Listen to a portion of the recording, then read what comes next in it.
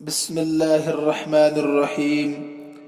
السلام علیکم ورحمۃ اللہ وبرکاتہ۔ عزیز طلباء و طالبات، ہم جو ایک کتاب پڑھ رہے تھے جو السراجی فی المیراث کے نام سے مشہور ہے، سبق نمبر 1 میں ہم نے الطریقہ جو ترک یترک سے مصدر ہے بمعنی چھوڑنا، طریقہ یہ مصدر ہے عربی میں، ترک یترک فعل سے، اس کے معنی ہے چھوڑنا۔ میں نے بتایا تھا وہاں پر کہ یہاں مراد ہے میت کا چھوڑا ہوا مال، مرنے والا جو مال چھوڑ کر مر جائے اس پر اس کی شرعی ملکیت ہو، اس کا نام ہے ترکہ۔ اب اس مال کے ساتھ ترتیب وار 4 حقوق متعلق ہوتے ہیں، جس کو میں نے لکھایا تھا ترکے کے مصارف۔ نمبر 1 تھا کفن دفن، جس کو کتاب میں تجہیز و تکفین کہتے ہیں، قرض، نمبر 3 وصیت، اور نمبر 4 تقسیم وراثت۔ اس کے بعد لکھایا تھا ارکان وراثت، مورث، وارث اور ترکہ۔ نمبر 3 پر لکھایا تھا اسباب وراثت، نکاح، نسب، ولا۔ نمبر 4 پر شروط وراثت، موت المورث۔ نمبر 2 وارث زندہ ہو۔ نمبر 3 سبب وراثت کی نوعیت کا علم ہو۔ نمبر 5 پر ہم نے فصل فی الموانع، فصل فی الموانع کو پڑھا تھا۔ کبھی ایسا ہوتا ہے کہ وارث سبب وراثت کے پائے جانے کے باوجود بھی کسی وجہ سے وراثت سے محروم ہو جاتا ہے، سبب وراثت کے پائے جانے کے باوجود بھی کسی وجہ سے وراثت سے محروم ہو جاتا ہے۔ انہیں اوپر کی 4 چیزیں پائے جانے کے باوجود بھی، ترکے کے مصارف، ارکان وراثت، اسباب وراثت، شروط وراثت پائے جانے کے باوجود بھی کسی وجہ سے وراثت سے محروم ہوتا ہے، ان وجہوں کو موانع ارث کے نام سے ہم پڑھنے جا رہے ہیں۔ موانع ارث، موانع یہ معنی کی جمع ہے، ارث یعنی وراثت کے معنی میں یہاں پر ہے، تو وراثت سے روکنے والی چیزیں، موانع ارث کا مطلب ہوا وراثت سے روکنے والی چیزیں۔ تو نمبر 1 ہم نے پڑھا تھا قتل، نمبر 2 اختلاف دین، نمبر 3 اختلاف دارین، نمبر 4 رقیت۔ میں نے کہا تھا جس کا مجموعہ ہے اقرا۔ اب اختلاف دین، اختلاف دارین اور رقیت یعنی غلامیت، غلام ہونا، ان تینوں کو آپ نے بالتفصیل پڑھا بھی تھا اور میں نے سمجھایا بھی تھا۔ جو پہلی چیز تھی قتل، اس کو وضاحت کے ساتھ ہم پھر سمجھنے کی کوشش کریں گے۔ میں نے مختصراً بتایا تھا آپ کو وہاں کہ القاتل لا یرث، القاتل لا یرث، یہ حضور صلی اللہ علیہ وسلم کا ارشاد ہے، القاتل لا یرث یعنی وارث نہیں ہو سکتا قتل کرنے والا۔ اور فقہ کا قاعدہ بھی بتایا تھا میں نے، من استعجل بالشیء قبل اوانہ عوقب بحرمانہ، جو شخص کسی چیز کو اس کے وقت سے پہلے لینا چاہے تو بطور سزا وہ اس چیز سے محروم ہو جاتا ہے، اس کو محروم کر دیا جاتا ہے۔ لیکن آج ہم قتل کی 5 قسمیں بالتفصیل پڑھنے جا رہے ہیں، قتل کی 5 قسموں کو ہم پڑھیں گے آج۔ نمبر 1 قتل عمد، نمبر 2 قتل شبہ عمد، نمبر 3 قتل خطا، نمبر 4 قتل شبہ خطا، نمبر 5 قتل بالسبب۔ پہلی 4 قسمیں جو ہے ان چاروں قسموں میں قاتل مقتول کی وراثت سے محروم ہو جاتا ہے۔ قتل کرنے والا جس کو قتل کر رہا اس کو مقتول کہیں گے، تو قتل کرنے والا مقتول جس کو قتل کیا گیا اس کی پراپرٹی، اس کی وراثت اس کو نہیں ملے گی پہلی 4 قسموں میں۔ کیوں نہیں ملے گی؟ اصول یاد رکھیے، اس لیے کہ ان چاروں قسموں میں عمد، شبہ عمد، خطا، شبہ خطا، ان چاروں قسموں میں یا تو قصاص واجب ہوتا ہے یا کفارہ واجب ہوتا ہے۔ قصاص کا مطلب کیا ہے؟ قصاص کا مطلب ہے بدلے میں اسی شخص کو قتل کیا جائے، اس کا نام ہے قصاص۔ اور کفارہ کا مطلب کیا ہے؟ کفارے کی بڑی قسمیں ہیں، کفارہ ظہار ہے، کفارہ یمین ہے، ٹھیک ہے۔ کفارہ قتل کیا ہے؟ ایک غلام یا باندی آزاد کرنا، ایک غلام یا باندی، مرد ہو یا عورت، غلام ہونا چاہیے، اس کو لونڈی بھی کہتے ہیں۔ ایک غلام یا باندی آزاد کرنا، اور اگر یہ نہ کر سکے یا اس زمانے میں جیسے یہ نہیں مل پاتے ہیں تو پھر 60 دن کے لگاتار روزے رکھنے، شہرین متتابعین، 60 دن کے لگاتار روزے رکھنے ہیں اس کو، یہ کفارہ ہے، کفارہ قتل۔ تو پہلی 4 قسموں میں تو قصاص ہوگا یا کفارہ واجب ہوگا، لیکن جو 5ویں قسم ہے جو آپ نے نوٹ کی ہے، قتل بالسبب، 5ویں قسم قتل بالسبب، قاتل وراثت سے محروم نہیں ہوتا ہے۔ قتل کرنے والا جس کو قتل کر رہا ہے یعنی مقتول، اس کی پراپرٹی اس کو ملے گی، اس سے وہ محروم نہیں کیا جا سکتا ہے۔ اب 5 قسموں کی ہم تعریف پڑھیں گے۔ جو قتل کی 5 قسمیں ہیں ان کی تعریف اور ان کا حکم بھی ساتھ ساتھ میں آئے گا انشاءاللہ۔ آپ کاپی میں دیکھتے رہیے۔ نمبر 1 قتل عمد جو ہے کس کو کہتے ہیں؟ امام ابو حنیفہ رحمۃ اللہ علیہ کے نزدیک جان بوجھ کر کسی ہتھیار سے یا ہتھیار کے قائم مقام چیز سے قتل کرنے کو قتل عمد کہتے ہیں۔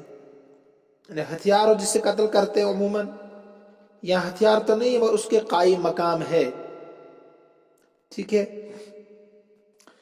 اور صاحبین اور ائمہ ثلاثہ رحمہم اللہ تعالی کے نزدیک جان بوجھ کر کسی ایسی چیز سے قتل کرنے کو قتل عمد کہتے ہیں جس سے عام طور پر آدمی مر جاتا ہے۔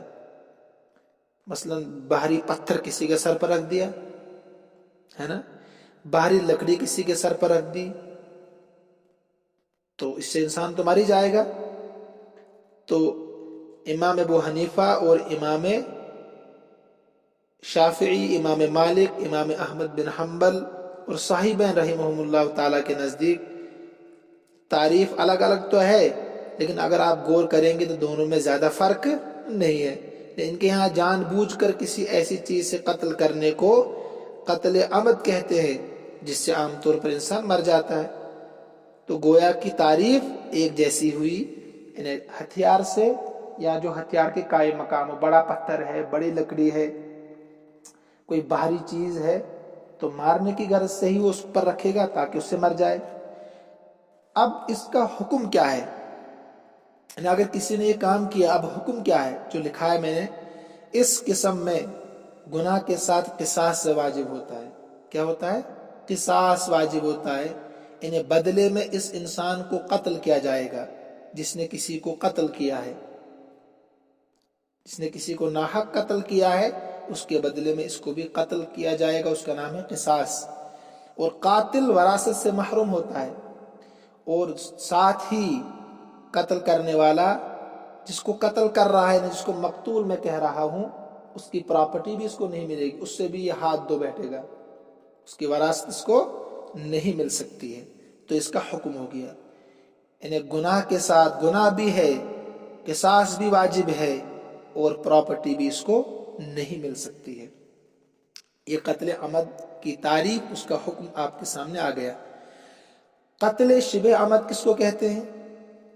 دوسرے نمبر پر جو لکھایا تھا، امام ابو حنیفہ رحمہ اللہ تعالیٰ کے نزدیک جان بوجھ کر کسی ایسی چیز سے مار ڈالنا جو نہ تو ہتھیار ہو اور نہ ہتھیار کے قائم مقام ہو، مگر اس سے جان نکلنے کا غالب گمان ہو، ہتھیار بھی نہیں ہے، ہتھیار کے قائم مقام بھی نہیں ہے، مگر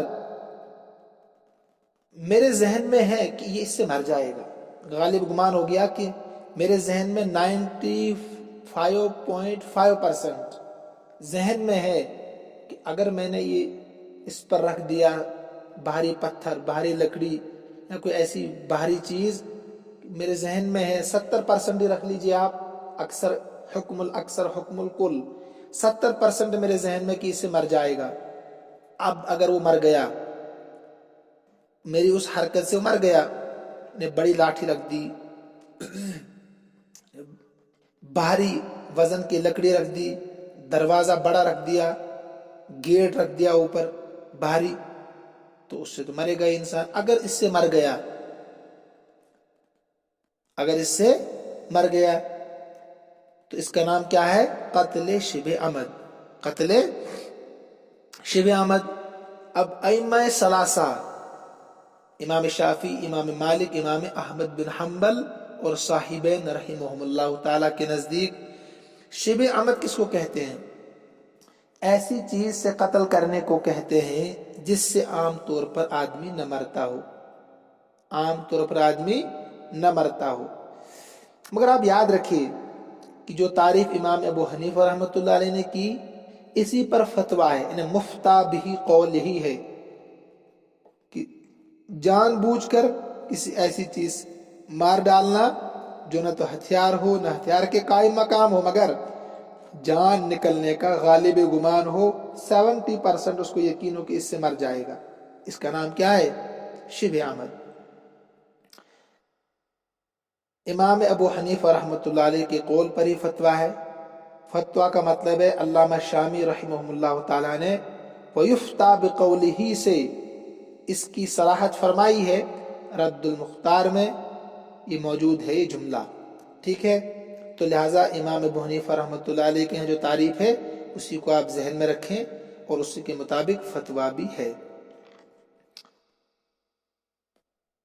اب شبہ عمد کا حکم کیا ہے؟ جیسے قتل عمد کا حکم آ گیا، شبہ عمد کا حکم کیا ہے؟ یعنی اس قسم کے قتل ہو جانے کے بعد قاضی کیا حکم لگائے گا؟ قاتل کے ذمے، قاتل پر کیا حکم آئے گا؟ اس میں گناہ کے ساتھ کفارہ اور عاقلہ پر دیت مغلظہ واجب ہوتی ہے۔ گناہ بھی ہوگا، ساتھ میں کفارہ، کفارہ بھی بتا دیا، ایک غلام یا باندی آزاد کرنا۔ اگر یہ دونوں نہ ملیں تو لگاتار شہرین متتابعین، 60 دن کے روزے رکھنا۔ تو کفارہ بھی ہے، ایک تو کفارہ ہے، ساتھ میں عاقلہ پر دیت مغلظہ واجب ہوتی ہے جو لکھا آپ نے، اور وراثت سے بھی محروم ہوتا ہے۔ جیسے قتل عمد میں وراثت سے محروم ہو گیا قاتل، ایسے ہی یہاں بھی وراثت سے کیا ہوگا؟ محروم ہوگا۔ اس میں آپ کو سمجھنا ہے عاقلہ اور دیت کو، یہ جو نئی چیز آپ کے سامنے ہے۔ عاقلہ کس کو کہتے ہیں؟ عاقلہ باہمی تعاون اور باہمی مدد ہے، یعنی عاقلہ کا مدار باہمی تعاون اور مدد پر ہوتا ہے۔ مثلا وہ لوگ جو مشکل وقت میں ایک دوسرے کے کام آتے ہیں، ہوتے ہیں نا ایسے لوگ بھی، ایک دوسرے کا سہارا بنتے ہیں، ایک دوسرے کی مدد کرتے ہیں، وہ آپس میں ایک دوسرے کے عاقلہ ہوتے ہیں۔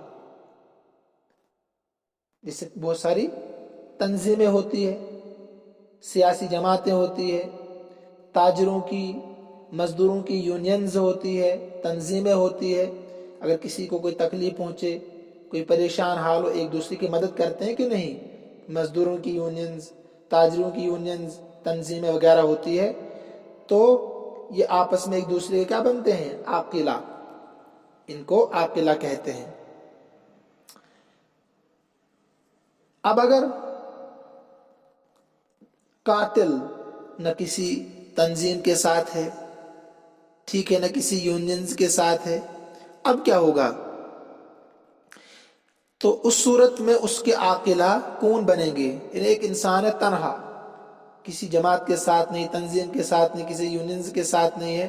اب کیا ہوگا اگر اس نے کسی کو قتل کر دیا؟ تو اس کے عاقلہ کون ہوں گے؟ عاقلہ کی تعریف بتا دی نا میں نے آپ کو. اس کے عاقلہ اب کون ہوں گے؟ اس کے عاقلہ اس صورت میں اس کے عصبات ہوں گے. اور عصبات کون ہوتے ہیں؟ والعصبة كل من يأخذه ما أبقت أصحاب الفرائض، جو تعریف آپ نے پڑھی شروع میں ہی. اور ان پر بھی وراثت کی ترتیب کے مطابق دیت واجب ہوگی. دیت واجب ہوگی. انہیں پہلے اسبا میں کون آئے گا؟ بیٹا، پھر باپ دادا، ٹھیک، اسی طریقے سے بھائی، پھر بھتیجے، پھر چاچے، پھر چچا زاد بھائی. اسی تفصیل کے ساتھ عاقلہ یہ بنیں گے.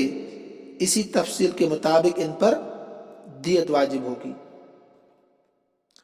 سمجھے آپ؟ اب یہ دیت کیا چیز ہے؟ پہلے دیت سمجھیے. دیکھیے، پہلے آپ نے کتاب میں لکھا ہے دیت مخففہ اور دیت مغلظہ. یہ پہلے زمانے کی اصطلاح ہے کہ دیت مغلظہ میں 4 طرح کے 100 اونٹ اور دیت مخففہ میں 5 طرح کے 100 اونٹ واجب ہوتے ہیں.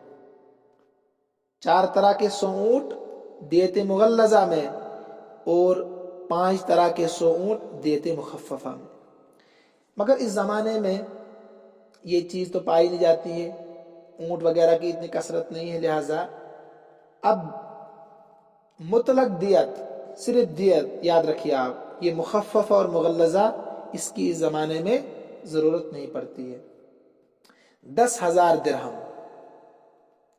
دیت جو عاقلہ پر ہوگی، یا تو اس کی جو جماعت کے ساتھ جڑا ہوا ان پر ہوگی. اگر کسی جماعت کے ساتھ جڑا ہوا نہیں ہے تو پھر میں نے کہا کہ اس کے عصبات پر.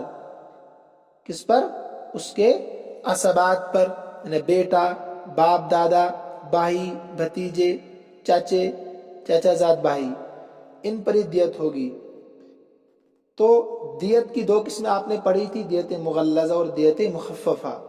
لیکن اس زمانے میں یاد رکھیے دیت نام ہے 10,000 درہم کا. 10,000 درہم کا. اب یہ نئی چیز ہے آپ کے لیے درہم بھی، یہاں تو چلتے نہیں ہیں. اب ایک درہم کی قیمت کتنی ہے؟ 10,000 درہم مکمل دیت ہے. ایک درہم کی قیمت ہے، ایک درہم ہوتا ہے اس زمانے میں 11.6 گرام. 11.6 گرام چاندی. 11.6 گرام چاندی، آپ اس کو 12 گرام چاندی کہہ سکتے ہیں کیونکہ 500 پر چلا گیا. تو 11.6 گرام چاندی،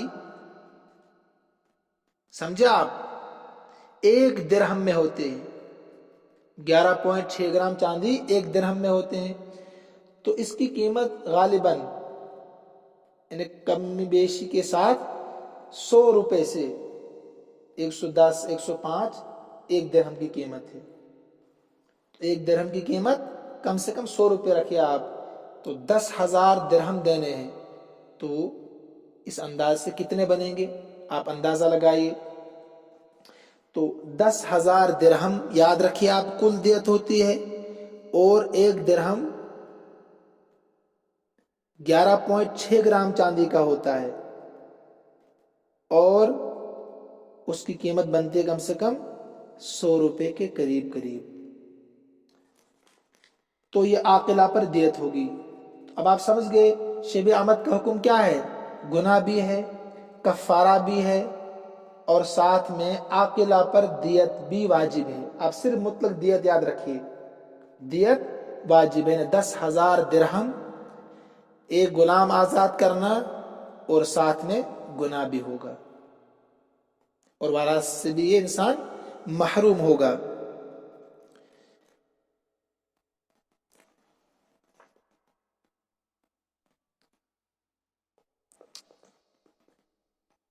उसके बाद आपने पढ़ा था नंबर 3, कत्ल खता। उसकी 2 सूरतें हैं, खता फिल क़स्द, खता फिल अमल। ठीक है, खता फिल क़स्द, खता फिल अमल। किसी मुसलमान को शिकार समझकर मार डालने को खता फिल क़स्द कहते हैं। मुसलमान को शिकार समझकर, जंगल में थे आप, आपने समझे शिकार हिरन है, ठीक है, तो आपने तीर चलाया, बेचारा मुसलमान मर गया। तो किसी मुसलमान को शिकार समझकर मार डालने को खता फिल क़स्द कहते हैं। जिस जो आपने लिखा था वो देखिए, कोई अपने मोरिस को शिकार समझकर मार डाले, मोरिस को शिकार समझकर मार डाले, और निशाना चूक जाने को खता फिल अमल कहते हैं, खता फिल अमल कहते हैं।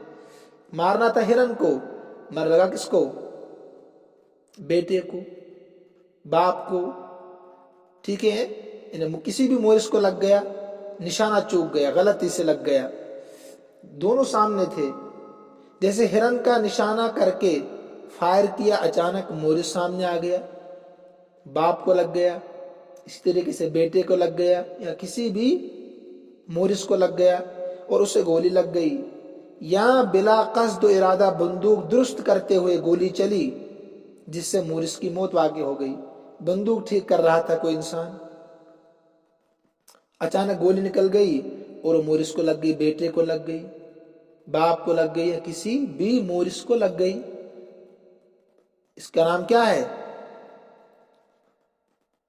कत्ले खता, कत्ले खता। इसकी दोनों सूरतें इसमें आ गई। शिबे नंबर 4, शिबे खता। शिबे खता, इन्हें ऊपर था कत्ले खता, शिबे खता हो गया खता की तरह, शिबे के माने तरह, अनजाने कत्ल का हो जाना, अनजाने में कत्ल हो गया। मसलन ज़ैद सोया हुआ था, उसके साथ में कोई बच्चा सोया था, मोटा किस्म का था बेचारा ज़ैद, भारी भरकम, तो उसने करवट बदली, वो उस बच्चे पर गिर गया, नींद का गलबा था, बच्चा मर गया बेचारा, उसके नीचे आ गया तो मर गया, भारी भरकम जिस्म के नीचे। या दरख्त या छत वगैरह से बेइख्तियार किसी पर गिर गया, और जिस पर गिरा वो मर गया। इंसान छत पर घूम रहा था, नींद का गलबा था, ऊपर से गिर गया और नीचे किसी इंसान पर गिर गया, वो भी मर गया। समझे आप? तो ये 4 किस्में जो हो गई। अब जो कत्ले खता और शिबे खता है, इन दोनों का हुक्म क्या है? आमद का अलग आ गया, शिबे आमद का भी आ गया। कत्ले खता और कत्ले शिबे खता, इन दोनों किस्मों में कफ़ारा, भाई गुलाम आज़ाद करना या बांदे आज़ाद करना, कफ़ारा और दियत लाजिम होती है। खफीफा और मुगल्लज़ा आप छोड़ दीजिए, और दियत लाजिम होती है, मगर तारीफ याद होनी चाहिए। मुगल्लज़ा कहते हैं जिसमें 4 तरह के 100 ऊँट, और मुखफ़फ़ा कहते हैं जिसमें 5 तरह के 100 ऊँट होते हैं। तफसील आप हिदाया में देख सकते हैं, हिदाया में इसकी तफसील है कैसे कैसे ऊँट। तो लिहाजा अब जो मैंने कहा कि 10,000 दिरहम आप याद रखें दियत में होते हैं, तो कफ़ारा भी और दियत भी लाजिम होती है, और कातिल वरासत से महरूम भी होता है। 3 चीज़ें, कफ़ारा, दियत लाजिम होगी आकिला पर, और कातिल वरासत से महरूम भी होगा। तो ये 4 किस्में आ गई जिनमें कातिल वरासत से महरूम हो जाता है, उसको प्रॉपर्टी नहीं मिलती है मरने वाले की। नंबर 5 जो है कत्ल बिस सबब, कत्ल का सबब इख्तियार करना, कत्ल का सबब इख्तियार करना। मसलन کسی نے غیر کی زمین میں کنواں کھودا اور اتفاق سے کنواں کھودنے والے کا رشتہ دار نے غیر کی زمین میں کنواں کھودا اور کنواں کھودنے والے کا ہی رشتہ دار اس میں گر کر مر گیا، یا غیر کی مملوکہ زمین میں یعنی کسی دوسرے کی مملوکہ زمین جس میں اس کی ملکیت ہے، زمین میں پتھر رکھ دیا، پتھر سے اتفاقاً پتھر رکھنے والے کا رشتہ دار اس سے ٹکرا گیا اور گر کر بیچارہ مر گیا۔ اب اس صورت میں کیا ہوگا؟ اس صورت میں عاقلہ پر دیت واجب ہوگی، صرف عاقلہ پر کیا ہوگی؟ دیت واجب ہوگی۔ عاقلہ میں نے بتا دیا، یا تو عصبات ہوں گے، بیٹا، آب و اجداد، جو میں نے تفصیل بتا دی، اور یا اگر کسی تنظیم کے ساتھ جڑا ہوا ہے، آپس میں ایک دوسرے کی وہ مدد کرتے ہیں، تو وہی کیا دیں گے؟ 10,000 درہم۔ اگر وہ نہیں دے سکتے ہیں، کسی تنظیم کے ساتھ نہیں ہے، تو پھر اس کے بیٹے، باپ، دادا، پردادا، اس طریقے سے چاچا، بھتیجے وغیرہ وغیرہ، جو تفصیل اوپر آ گئی۔ اس صورت میں صرف عاقلہ پر دیت واجب ہوتی ہے، نہ ہی اس پر کفارہ واجب ہوتا اور نہ ہی قاتل وراثت سے محروم ہوتا ہے۔ اس کو اس صورت میں پراپرٹی ملے گی مرنے والے کی، کیونکہ یہ اس نے جان بوجھ کر نہیں کیا، اتفاق سے ایسا ہو گیا۔ اس نے کنواں کھودا تھا، اس میں آ کر کوئی گر گیا رشتہ دار، ٹھیک ہے، یا اس طریقے سے پتھر رکھ دیا تھا کسی غیر زمین میں، تو کوئی اسے ٹکرا کر گر گیا، مر گیا بیچارہ، تو اس صورت میں وراثت اس کو ملے گی، لیکن کیا ہوگا؟ عاقلہ پر دیت واجب ہوتی ہے۔ یہ تو جو کتاب سے میں نے لکھایا تھا آپ کو، یہ چیزیں پوری ہو گئی۔ اب کچھ آپ الگ سے بھی سنیے، تین چیزیں۔ اگر کوئی بچہ یا پاگل یا کم عقل انسان اپنے مورث کو قتل کر دے، مورث مطلب ہے نا جس کی پراپرٹی اس کو ملنے والی ہے، جو کہتے ہیں مورث، اپنے مورث کو قتل کر دے تو یہ وراثت سے محروم نہیں ہوگا۔ اس کو غور سے سمجھیے آپ۔ بچہ ہے، پاگل ہے، ٹھیک ہے، یہ کم عقل انسان ہے، اس نے اپنے مورث کو قتل کر دیا، تو یہ وراثت سے محروم نہیں ہوگا، اس کو وراثت ملے گی اس کی۔ کیوں ملے گی؟ اس لیے کہ شرعی اعتبار سے مکلف نہیں ہے، لا یکلف اللہ نفسا الا وسعها، کیونکہ بچہ ہے، نابالغ ہے، پاگل انسان ہے، کم عقل انسان ہے، تو اس صورت میں بھی ان کو مقتول کی وراثت پراپرٹی سے حصہ برابر ملے گا۔ اور یاد رکھیے، قتل کی 4 صورتیں جو اوپر مذکور ہوئی، اس وقت معنی ارث ہوتی ہے جب کہ قاتل نے اپنے مورث کو بلا وجہ شرعی قتل کیا ہو، یعنی ناحق قتل کیا ہو، جو میں نے شروع میں بتا دیا۔ لیکن اگر شرعی عذر کی وجہ سے قتل ہوا ہو، مثلا قصاصاً قتل کر دیا گیا کسی کو، یا حد زنا میں اس کو رجم کر دیا، محسن تھا، شادی شدہ انسان تھا، اس کو رجم کیا گیا، ٹھیک ہے، یا اپنی جان بچانے کے لیے مجبور ہو کر قتل کرے، اپنی جان بچانے کے لیے مجبور ہو کر کسی کو قتل کرے، اس کو مارنے کے لیے آ رہا تھا واقعتاً، اب اپنی جان بچانے کے لیے وہ قتل ہو گیا، تو ان سب صورتوں میں قتل کرنے والا وراثت سے محروم نہیں ہوگا، بلکہ اس کو وراثت ملے گی، پراپرٹی کو مالک ہوگا۔ یہ چند صورتیں تھیں جو آپ کے سامنے آ گئی ہے، آپ ان کو بغور سنیں اور بار بار سننے کی کوشش کریں۔ اس کے بعد ہم پڑھنے جا رہے ہیں کیا؟ باب معرفت الفروض و مستحقیہا، باب معرفت الفروض و مستحقیہا، یعنی فروض مقدرہ اور ان کے مستحقین۔ میں پہلے لکھ کر یہ آپ کو ارسال کروں گا، تو آپ اس کو کاپی میں نوٹ کریں، اس انداز میں جس انداز میں میں لکھوں گا، تو پھر انشاءاللہ یہ سبق کل میں سمجھانے کی کوشش کروں گا۔ تو یہاں تک جتنی باتیں آ گئی ان کو آپ پھر سے سنجیدگی کے ساتھ یاد کریں، اچھی طریقے سے یاد کریں، تو انشاءاللہ کل ہم باب معرفت الفروض و مستحقیہا کا سبق شروع کریں گے۔ فصل فی الموانع تک مکمل ہو گیا ہے۔ اللہ تعالی ہم سب کا حامی و ناصر ہو۔ اللہ تبارک